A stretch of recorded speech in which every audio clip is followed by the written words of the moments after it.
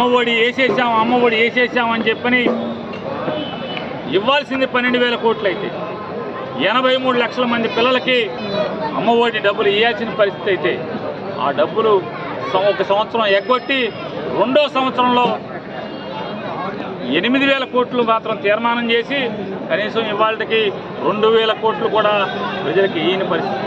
అమ్మఒడి పథకం అయిపోయిందంటున్నారు. తండ్రి కొడుకులు ఇద్దరు స్కూల్స్ వెంబడి తిరిగి జగన్ గారు కొనేసినటువంటి బల్లల మీద కూర్చుని కొత్త బిల్డింగ్లు జగన్ గారు కట్టించినటువంటి క్లాస్ రూముల్లో కూర్చుని అందమైన క్లాస్ రూముల్లో కూర్చుని మా అబ్బాయి ఈ పథకం కనిపెట్టాడని చెప్పేటువంటి తప్పుడు మాటలు మాట్లాడే పరిస్థితిలో ఆ స్థాయికి దిగజారు.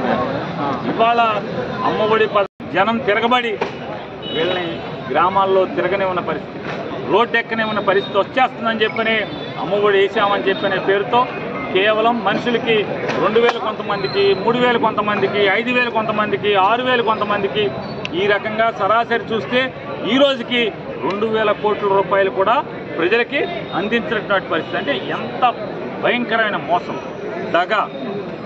ఇంకా మిగతా ఎన్నికల ముందు మీరు బస్సు ఎక్కండి, నా పేరు చెప్పండి, మీకు ఎక్కడ కావాలంటే అక్కడికి ఆర్టీసీ బస్సు, ఆంధ్రప్రదేశ్ రోడ్డు రవాణా సంస్థ బస్సు, ఢిల్లీ వెళ్తే ఢిల్లీ వెళ్ళిపోండి బస్సు ఎక్కి, బొంబాయి వెళ్తే బొంబాయి వెళ్ళిపోండి, బస్సు ఎక్కడికి వెళ్తే అక్కడికి వెళ్ళిపోమని చెప్పినటువంటి ఆయన ఇవాళ జిల్లా దాటొద్దని చెప్తాడు.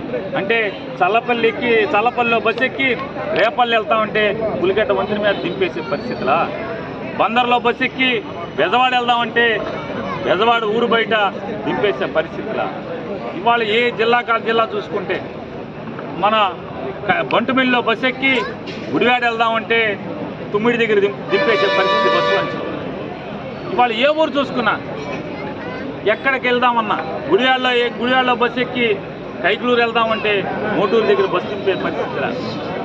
ఇవాళ జిల్లాలోనే తిరగండి అని చెప్తాంటే ఎవరిని బస్సు ఎక్కనివ్వడం, ఏమంటే ఆశ కూడా చంపేసేసి ఏ హామీ కూడా అమలు చేసే పరిస్థితి లేకుండా రాష్ట్ర ప్రజలందరికీ కూడా పంగనామాలు పెట్టడం అనే దాని మీద తెలియకుండా పంగనామాలు పెట్టే పరిస్థితిలో ఆయన కొత్త రకమైన దగాకి తెరలేపినటువంటి పరిస్థితులు చూసాం.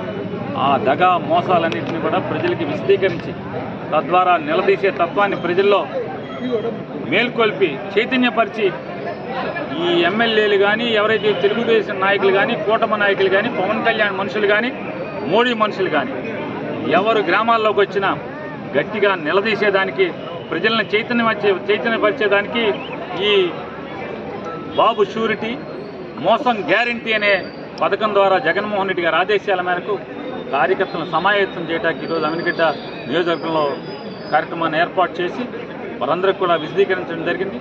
నెక్స్ట్ వచ్చే ఈ నెల 15వ తారీఖు నుంచి కూడా వైఎస్ఆర్ కాంగ్రెస్ పార్టీ కుటుంబ సభ్యులందరూ గ్రామాన ఇల్లు తిరిగి ఈ కొత్త రకం నయా వంచకుడు చంద్రబాబు నాయుడు గారు ఏ రకంగా రూపం మార్చుకున్నటువంటి మోసగాడు ఏ రకంగా కొత్త మోసాలకి తెరలేపాడో ఇవన్నీ కూడా ప్రజలకి విశదీకరిస్తూ కార్యక్రమాన్ని చేపట్టడం జరుగుతుందని కూడా తెలియజేస్తుంది.